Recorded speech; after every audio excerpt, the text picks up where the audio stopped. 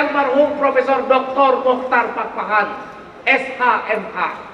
Pada tahun 2021, 3 tahun yang lalu, partai ini dihidupkan kembali. Partai Buruh setidak-tidaknya walaupun belum masuk parlemen di DPR RI, ada puluhan yang duduk di DPRD provinsi dan kabupaten kota nasional. Oleh karena itu kita memperingati hari ini dengan mengundang Presiden Republik Indonesia terpilih Bapak Jenderal Prabowo Subianto. Tetapi saya ingin menyampaikan pesan beliau. Beliau mengajukan permohonan maaf karena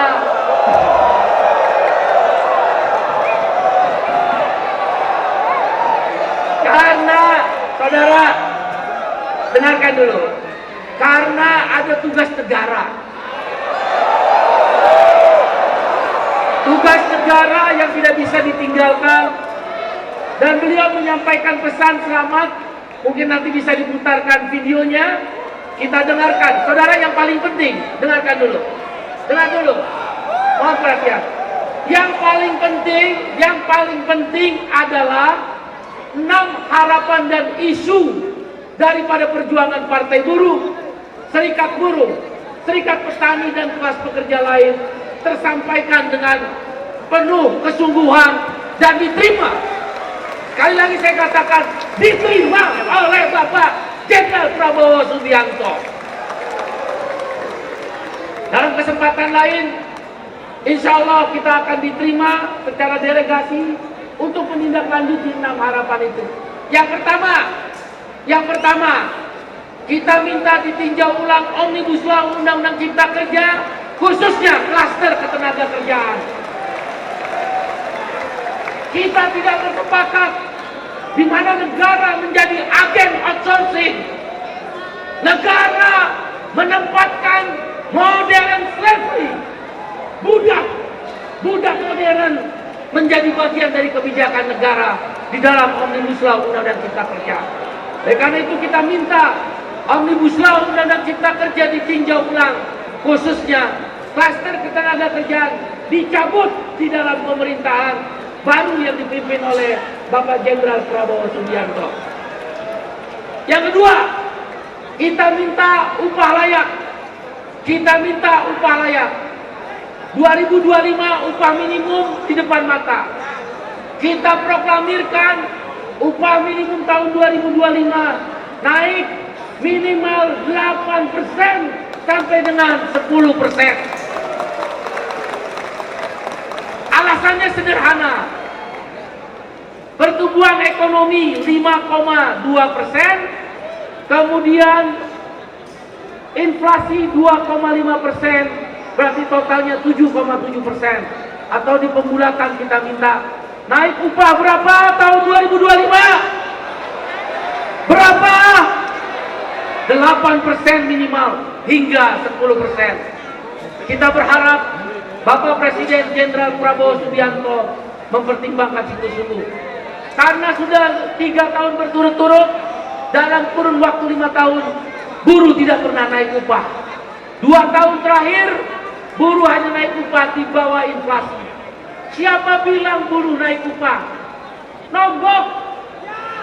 Inflasi 2,8%, harga barang naik 2,8%, naik gaji 1,58%. Berarti buruh nombok, bukan naik gaji, nombok 1,3%. Karena itu tuntutan yang kedua, kita ingin menyampaikan harapan kepada pemerintahan yang baru, yaitu upah layak.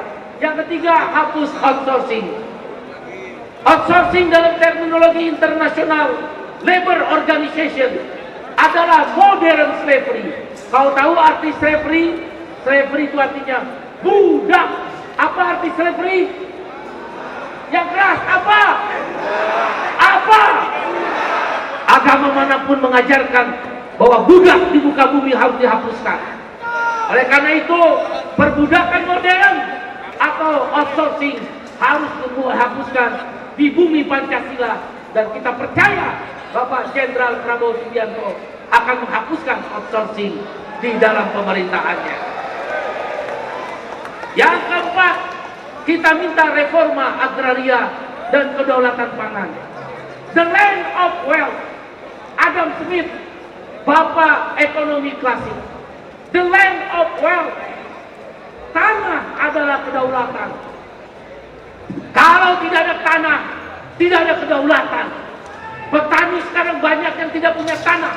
Artinya petani dan rakyat Indonesia tidak berdaulat di negerinya sendiri. Korporasi-korporasi menguasai tambang-tambang, menguasai kelapa sawit, menguasai mineral-mineral dan nikel. Tapi petani kehilangan tanah-tanahnya. The land of wealth. Oleh karena itu, sesuai Undang-Undang Pokok Agraria, kita menaruh harapan Bapak Jenderal Prabowo Subianto, Presiden Republik Indonesia terpilih yang akan dilantik 20 Oktober 2024 ini, melakukan reforma agraria, redistribusi tanah dikembalikan pada rakyat dari tangan-tangan korporasi, dan kedaulatan pangan. Di tengah terjadinya panen raya, importir merajalela, terakhir 8 juta ton beras masuk ke Indonesia. Petani menjerit, harga gabah lebih murah dari ongkos produksi pupuk dan benih. Karena itu kedaulatan pangan kita sampaikan kepada Presiden terpilih agar dikembalikan, yaitu tidak boleh atau dilarang impor beras dan bahan-bahan sembako lainnya pada saat panen raya, kecuali paceklik, bencana alam atau kekurangan stok di luar panen raya mungkin masih bisa dipertimbangkan. Yang kelima, angkat guru dan tenaga honorer sebagai PNS. Tidak ada satu negara bangkrut ketika guru dan tenaga honorer diangkat menjadi pegawai negeri sipil atau ASN, aparatur sipil negara. Kalau rata-rata upahnya naik dengan diangkat PNS menjadi 1 juta rupiah sampai 2 juta, katakan tertinggi 2 juta rupiah, kalikan jumlah guru, saya dengar dari Pak Didi 1,7 juta orang, katakan kita bulatkan 2 juta orang dengan tenaga honorer, 2 juta kali 2 juta cuma 4 triliun, 4 triliun dikalikan 12 cuma 48 triliun, korupsi 300 triliun, kebocoran anggaran 300 triliun. Masa menyiapkan 48 triliun mengangkat PNS menjadi PNS, guru dan tenaga honorer, tidak akan bangkrut negeri ini. Oleh karena itu kita minta guru dan tenaga honorer diangkat menjadi apa? Jadi apa? PNS. Yang terakhir, di dalam satu wawancara dengan TV nasional, Bapak Jenderal Prabowo Subianto mengatakan, selayaknya, sepantasnya pendidikan sampai perguruan tinggi itu gratis. Karena itu yang keenam, kita menaruh harapan yang telah kita sampaikan secara resmi kepada beliau agar pendidikan gratis sampai perguruan tinggi. Bagaimana mungkin orang masuk perguruan tinggi, sekolah-sekolah negeri yang dibiayai dari pajak rakyat mencekik leher anak-anak buruh, anak-anak petani, anak-anak karyawan outsourcing, anak-anak karyawan kontrak nggak bisa sekolah. Maka yang keenam, kita minta pendidikan gratis hingga perguruan tinggi. Itulah 6 harapan yang telah kita sampaikan. Saudara, yang terakhir saya ingin menyampaikan, Partai Buruh, Serikat Petani, Aliansi Nelayan, Forum Guru dan Tenaga Honorer, dan elemen buruh se-Indonesia dengan ini menyatakan resmi mendukung pemerintahan Jenderal Prabowo Subianto sebagai Presiden Republik Indonesia terpilih yang akan dilantik pada tanggal 20 Oktober 2024. Resmi melalui forum ini saya mewakili kawan-kawan. Mungkin kawan-kawan media bisa memberitakan. Kita hantarkan 20 Oktober 2024 terjadinya pergantian pemerintahan yang sah, sudah terpilih dan melalui mekanisme pemilihan umum. Buruh Indonesia taat konstitusi. Ketika keputusan Mahkamah Konstitusi mau dibajak oleh sebagian saudara-saudara kita yang ada di DPR, kita bereaksi keras karena kita taat pada konstitusi. Kita melawan tanpa pamrih bersama kawan-kawan mahasiswa dan masyarakat, karena kita taat konstitusi. Oleh karena itu, Partai Buruh, Serikat Petani, nelayan, guru, tenaga honorer, dan kelas pekerja lain menyatakan dengan ini mendukung penuh pemerintahan Jenderal Purnawirawan Prabowo Subianto sebagai Presiden Republik Indonesia 2024-2029. Bung Iqbal, apa alasannya? Satu, saya adalah ILO governing body. Saya adalah salah satu pengurus Badan Perserikatan Bangsa-Bangsa PBB, berkantor di Jeneva. Saya 3 kali periode terpilih. 12 tahun saya menjadi bagian pengurus PBB, Badan PBB yaitu ILO. Dan berakhir kemarin Juni 2024. Saya keliling dunia. Jarang seorang presiden atau perdana menteri di satu negara yang memberi makan rakyatnya secara gratis. Jarang. Kalau ada presiden, apalagi dia adalah orang Indonesia, terpilih secara resmi melalui pemilu, Presiden Republik Indonesia memberi makan, masa kita nggak dukung? Ketika mereka para koruptor membawa 120 triliun BLBI, mereka bawa kabur tahun 98, tidak pernah kembali. 120 triliun 98 mungkin saat itu yang 400 triliun kalau dikonversikan dengan dolar. Ketika Senturi korupsi 6,5 triliun diambil dari APBN untuk menutup Senturi, Bank Senturi. Kenapa nggak ada yang protes? Kenapa BLBI nggak ada yang teriak?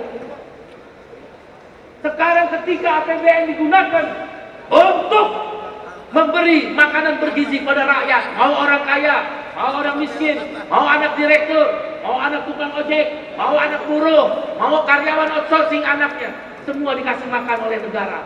Maka Partai Buruh berada bersama Presiden Prabowo Subianto mendukung program makan gratis, makanan bergizi gratis. Itu jelas keberpihakan. Ketika Presiden Prabowo Subianto alasan yang kedua menyatakan wawancara dengan salah satu televisi swasta, saya langsung mendengar, melihat. Beliau mengatakan selayaknya, sepantasnya UKT, uang kuliah tunggal yang mahal itu ditiadakan. Seharusnya orang kuliah gratis, agar anak petani, anak buruh, anak nelayan, anak guru, anak orang-orang miskin bisa mendapat pendidikan yang lebih tinggi. Masa kita menolak? Masa kita berhadapan? Tidak ada pilihan. Partai Buruh menyerukan kepada buruh-buruh di seluruh Indonesia, pada petani, nelayan, guru, dan tenaga honorer, dan kelas pekerja lain. Kita bersama Jenderal Purnawirawan Prabowo Subianto mendukung. Alasan yang kedua. Alasan yang ketiga. Saudara, saya ingin mengutip apa yang disampaikan oleh Kiai Haji Agus Salim. Leiden is legend. Seorang pemimpin, dia akan memilih jalan untuk menderita. Leiden is legend. Saya secara personal dan secara pemimpin Serikat Buruh 10 tahun mendengar langsung, kawan-kawan pemimpin buruh juga waktu itu mendengar langsung bagaimana penderitaan seorang Prabowo Subianto. Kecintaan pada negerinya melebihi kecintaan pada dirinya. Dihina, difitnah, diminta pertanggungjawaban yang tidak dia melakukan kesalahannya dari cerita beliau, dan juga harus berpisah dengan keluarga, bahkan berpindah sesaat dari negeri yang dia cintai. Leiden is legend. Seorang pemimpin memilih jalan menderita.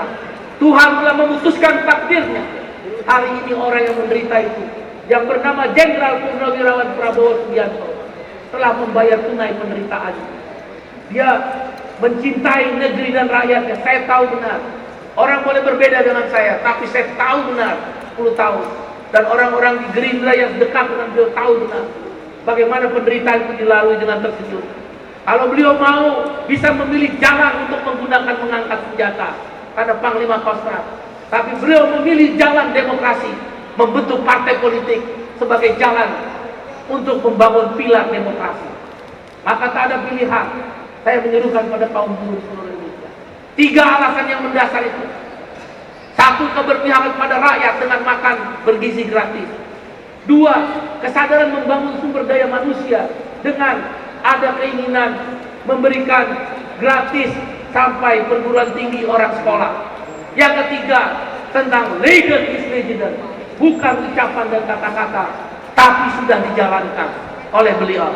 Oleh karena itu, izinkan saya mewakili kawan-kawan buruh melalui kawan-kawan media pada seluruh rakyat Indonesia dan buruh Indonesia, kaum kelas pekerja, kami bersama Prabowo Subianto, Jenderal Purnawirawan dalam memimpin negeri ini.